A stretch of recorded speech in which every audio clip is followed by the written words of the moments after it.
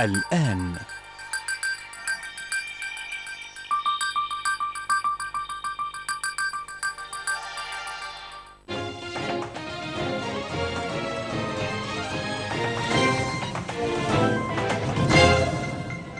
عقد دكتور مصطفى مدبولي رئيس مجلس الوزراء اجتماعا لمتابعة تطورات ملف الإصلاح الهيكلي للجهاز الإداري للدولة. هذا واستعرض رئيس الجهاز المركزي للتنظيم والإدارة خلال الاجتماع نتائج جهود تنفيذ التكليفات الخاصة بدمج الهياكل التي تؤدي وظائف ومهام متشابهة داخل الوزارات وأجهزة الدولة المختلفة، مشيرا إلى دمج مصلحتي صك العملة والخزانة العامة في هيئة واحدة تحت مسمى صك العملة. كما تم الانتهاء من تنفيذ عملية دمج صندوقي التمويل العقاري والإسكان الاجتماعي تحت مسمى صندوق الإسكان الاجتماعي ودعم التمويل العقاري.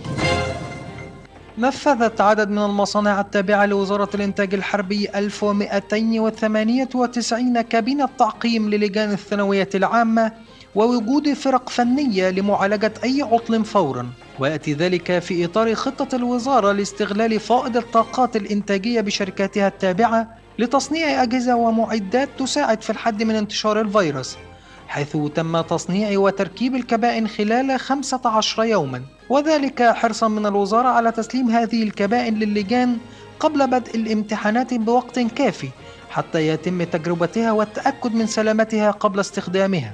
وقد قامت وزارة التربية والتعليم بتوزيع هذه الكبائن على 11 محافظة.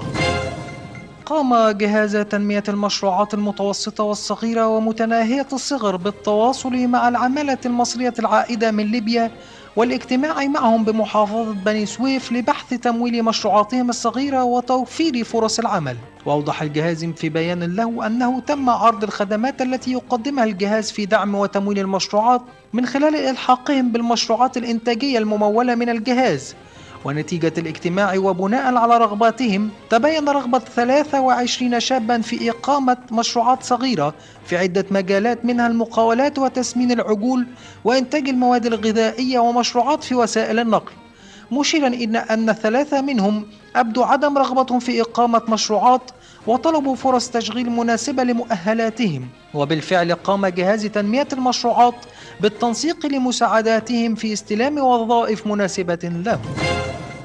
أعربت جمهورية مصر العربية في بيان صادر عن وزارة الخارجية اليوم عن إدانتها الشديدة لقيام ميليشيا الحوثي باستهداف المناطق السكنية والمدنيين بمدينتي نجران وجيزان بالمملكة العربية السعودية، وذلك بإطلاقها عدد من الطائرات المفخخة بدون طيار وعدد من الصواريخ البالستية والتي تم اعتراضها وإسقاطها جميعا من قبل القوات المشتركة لتحالف دعم الشرعية في اليمن.